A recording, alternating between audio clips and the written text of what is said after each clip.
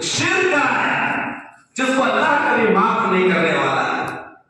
اللہ رب العالمین قرآن حکیم کے اندر ارشاد فرماتا ہے ان الشرک لظلم عظیم، شرک سب سے بڑا پاپ ہے، سب سے بڑا اپرادھ ہے، اس سے بڑا کوئی جرم ہے یہ نہیں۔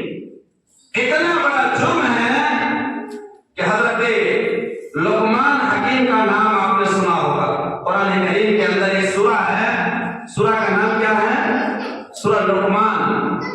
اس سورہ کے اندر لقمان حکیم نے اپنے بیٹے کو کچھ نصیحت کیے، اللہ تبارک و تعالیٰ کو اتنا پسند آیا کہ اللہ تعالیٰ نے اس کو قرآن کریم کے اندر جگہ دیا۔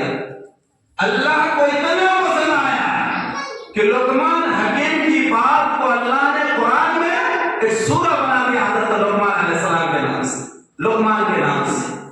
اور سورہ لقمان، اس میں جو سب سے پہلی چیز لقمان نے اپنے بیٹے سے کہا تھا، وہ کیا کہا تھا؟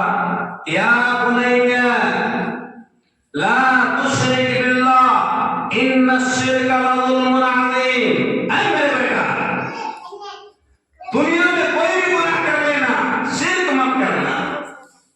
کیا کہا تھا؟ یا بنی، سب سے پہلی نصیحت، یا بنی لا تشرک باللہ، اے میرے بیٹا کچھ بھی ہو جائے اللہ کے ساتھ شرک مت کرنا، شرک سب سے بڑا اپرادھ ہے۔ اللہ حضرت لقمان نے کہا اے بیٹا شرک سب سے بڑا اپرادھ ہے۔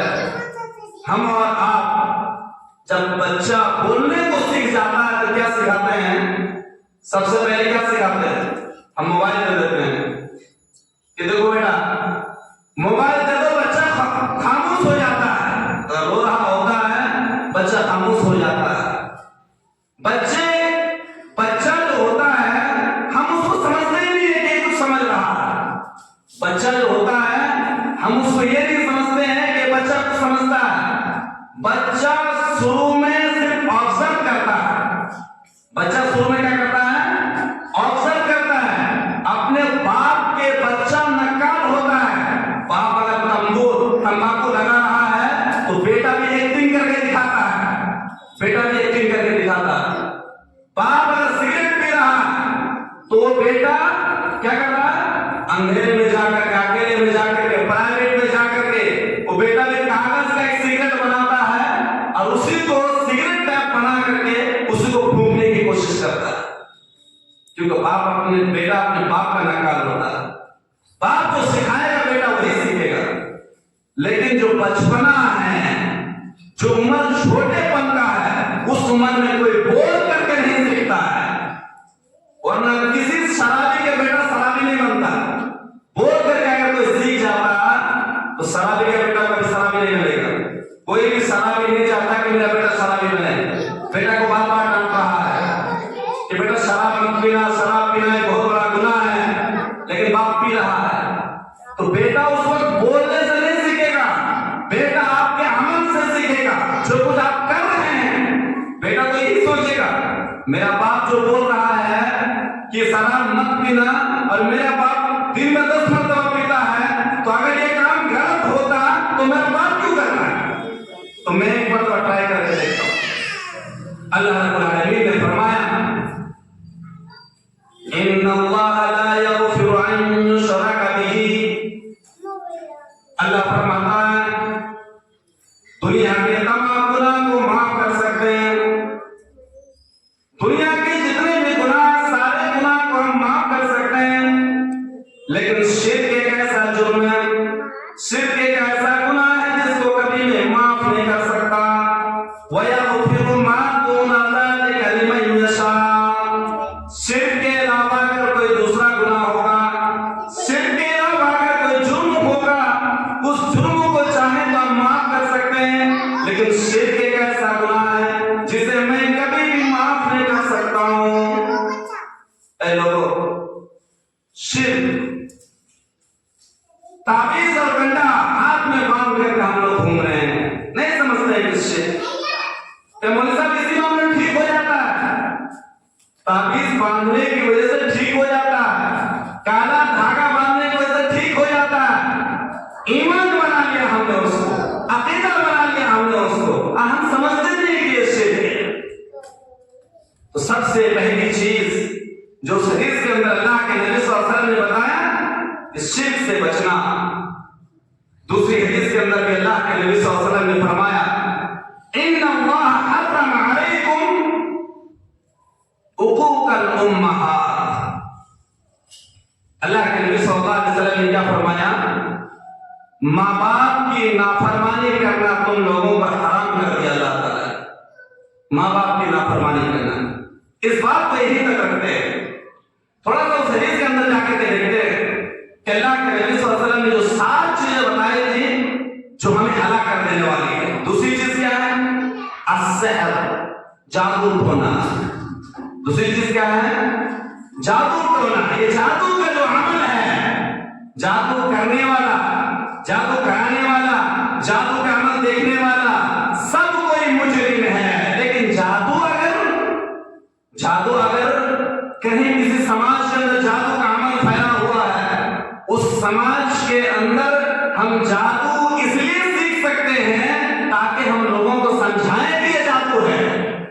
جب تک نہیں سیکھیں گے تو کیسے سمجھائیں گے؟ تیسری چیز جو ہے حدیث کے اندر بیان فرمایا وہ کون سی چیز تھی؟ وَقَتْلُ النَّفْسِ الَّتِي حَرَّمَ اللَّهُ إِلَّا بِالْحَقِّ۔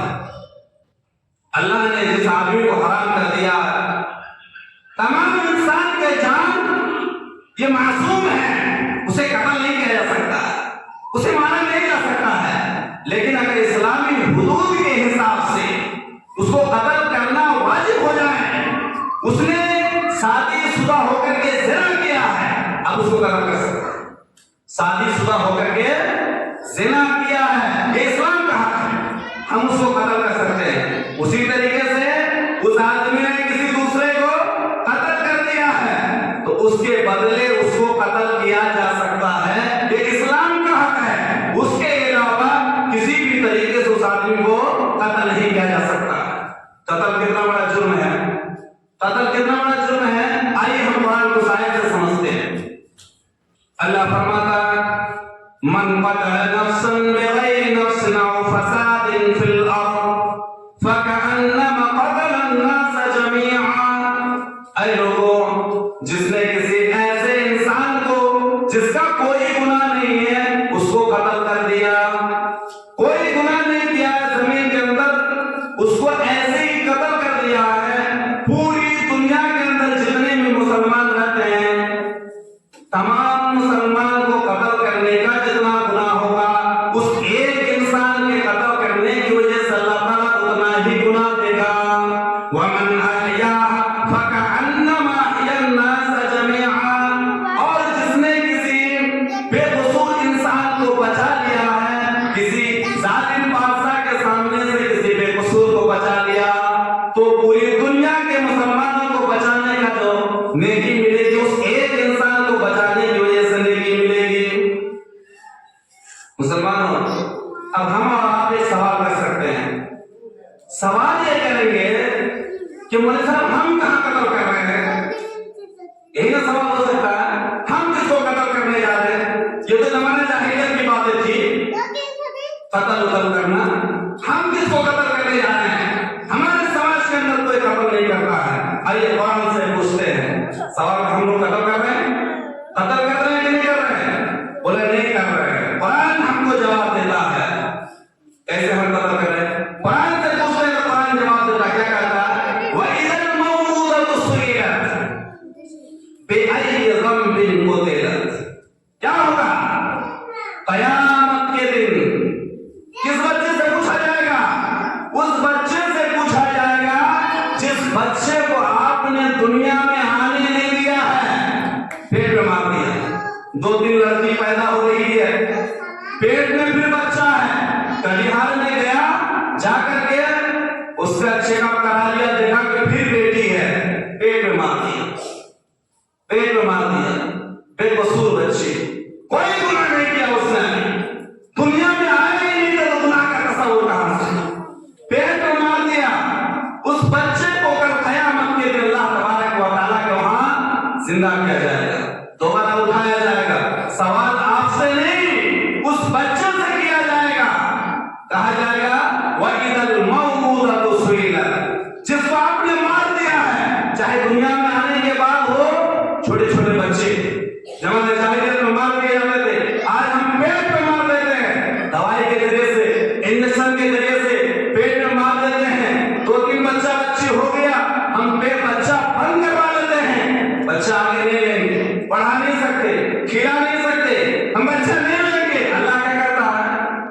बच्चा मैं दे रहा हूं कि बच्चा मैं दे रहा हूं कि तुम अपने से ले रहे। अल्लाह कहता बच्चा मैं दे रहा हूं, बच्चा मैं दे रहा हूं। अल्लाह ने क्या कहा, ला तक़तुलू औलादकुम खश्यत इमलाक़ नहनु नरज़ुकुकुम व इय्याहुम। ऐ लोगों, तुम अपने औलाद को कत्ल मत करो, औलाद को कत्ल मत करो, औलाद मैंने दिया है तो रिस्क का बंदोबस्त कौन करेगा, मैं करूंगा। औलाद मैंने दिया, 10, 15 या कुछ से भी ज्यादा हमने किसी को औलाद दे दिया तो औलाद मैंने दिया है, रिस्क कौन देगा, रिस्क भी मैं दूंगा। तुमको जरूरत नहीं है, तुमको चिंता करने की जरूरत नहीं है। रिस्क की जिम्मेदारी जब मैंने ले ली है तो औलाद को कत्ल करने का अधिकार आपको किसने दिया, किसने दिया।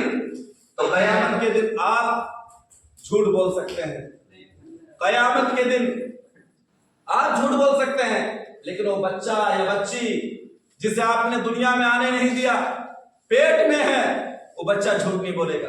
उस बच्चे से पूछा जाएगा, वइदल मऊदतु सुइलत बिअय्यि ज़ंबिन कुतिलत। ऐ बच्चा बताओ किस गुनाह के बुनियाद पर तुमको दुनिया में मारा गया।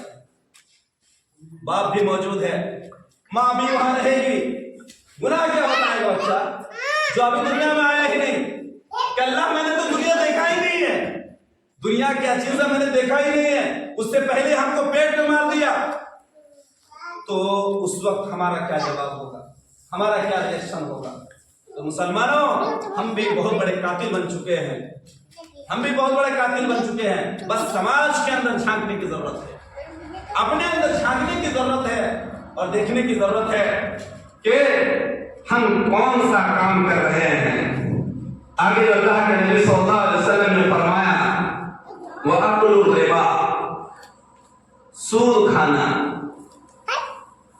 सूद समाज के लिए आज एक ऐसा मंसूर बन चुका है कि हर घर में हर आदमी इस बीमारी में मुलव्विस है।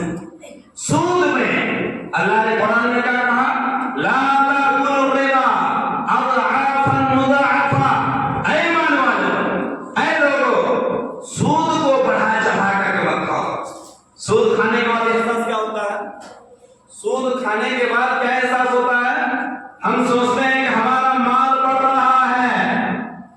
दुनिया में तो वक्ती तौर पर बढ़ा ले रहे हैं, दुनिया में तो हराम की कमाई दुनिया में आपकी बहुत बढ़ रही है, उसी को आप असल कामयाबी या असल कमाई समझते हैं। अल्लाह ने क्या कहा, यमहकुल्लाहु रिबा व युर्बिस सदका।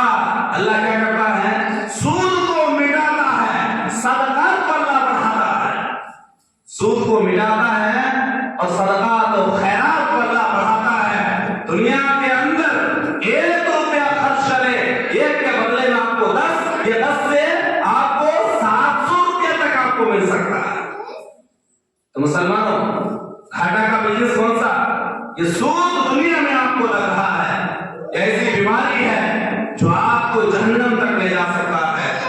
आगे जो उस हदीस के अंदर एक दूसरी हदीस आपके सामने मैंने पढ़ी थी, वही से कि इन्नल्लाह हर्रम अलैकुम उकूकल उम्महात। अल्लाह तबारक अल्लाह के रसूल सल्लल्लाहु अलैहि वसल्लम फरमाते हैं कि मैंने तुम पर माँ बाप की नाफरमानी करना हराम कर दिया, माँ बाप की नाफरमानी करना। लेकिन आज हर घर के अंदर हर माँ बाप को ये शिकवा है, ये परेशानी है कि मेरा बेटा आसी बन चुका है, मेरा बेटा मेरा बात नहीं मानता है, मेरा बेटा मुझे को नहीं समझता है, मेरा बेटा नमाज नहीं पढ़ता है, मेरा बेटा दीन के काम पे नहीं आता है। हर माँ बाप को अपनी औलाद की शिकायत है। यह औलाद की शिकायत नहीं है, यह औलाद की शिकायत करने वाला शिकायत के हक ही नहीं रखते। आपने उसका बेस मजबूत नहीं किया, आपने उसकी तरबियत में कोताही किया। जिस जमाने में उसको रोकना चाहिए था, टोकना चाहिए था, आपने क्या समझा, बच्चा है, करने दो, कुछ दिन के बाद सुधर जाएगा। यही ना समझ रहे हम, बच्चा है अभी, करने दो। अल्लाह के रसूल सल्लल्लाहु अलैहि वसल्लम के सामने एक बच्चा खाना खा रहा था और बाएं हाथ से खाना शुरू किया। अल्लाह के नबी सल्लल्लाहु अलैहि वसल्लम ने फरमाया, या गुलाम, ऐ बच्चा, बाएं हाथ से मत खाओ, क्योंकि बाएं हाथ से कौन खाता है? बाएं हाथ से शैतान खाता है, बाएं हाथ से शैतान खाता है। उस बच्चे को वहीं पर एक मैसेज मिल गया, वहीं पर एक मैसेज मिल गया कि बाएं हाथ से खाना नहीं है, ये बाएं हाथ से खाने का जो अमल है ये शैतानी अमल है। वहीं पर उसको टोक दिया और रुक गया। वो रुक जाने की वजह से वहीं से उसकी तबीयत स्टार्ट हो गई। तो बच्चा का जो आज शिकायत कर रहा है, इस शिकायत में बेजा है, इस शिकायत भी ठीक नहीं है, क्योंकि आपने उसके बेस को आपने जहां मजबूत करना चाहिए था, आपने उसको पूरे बर्बाद करके रख दिया। जरा अपने समाज के अंदर आप झांक करके देखें, हराम कमाने की बहुतायत है। और हम समझते हैं कि हम चैन और सुकून की जिंदगी क्यों नहीं जी पा रहे हैं। हराम कमाने की बहुतायत और हराम को हराम समझते नहीं है। सबसे बड़ी चीज ये है, अफसोस तो सबसे बड़ी अफसोस की बात ये है कि हराम कोई कमा रहा है तो चलो हराम का कमा रहा है, लेकिन हराम कमाने के बाद हराम को हराम समझता भी नहीं है। जैसा अभी मैंने बीड़ी वाला मिसाल दिया, बीड़ी वाला मिसाल दिया है, एक उसूल समझ लीजिए आप, एक उसूल समझ लीजिए। उलमा बैठे हैं, जिस चीज का अल्लाह ने खाना हराम किया है, शराब है, सुअर का गोश्त है, कुत्ता है, इन चीजों को, तंबाकू है, बीड़ी है, सिगरेट है, जिसको मुस्किल कहा गया, जिसमें भी नशा है, वो चीजें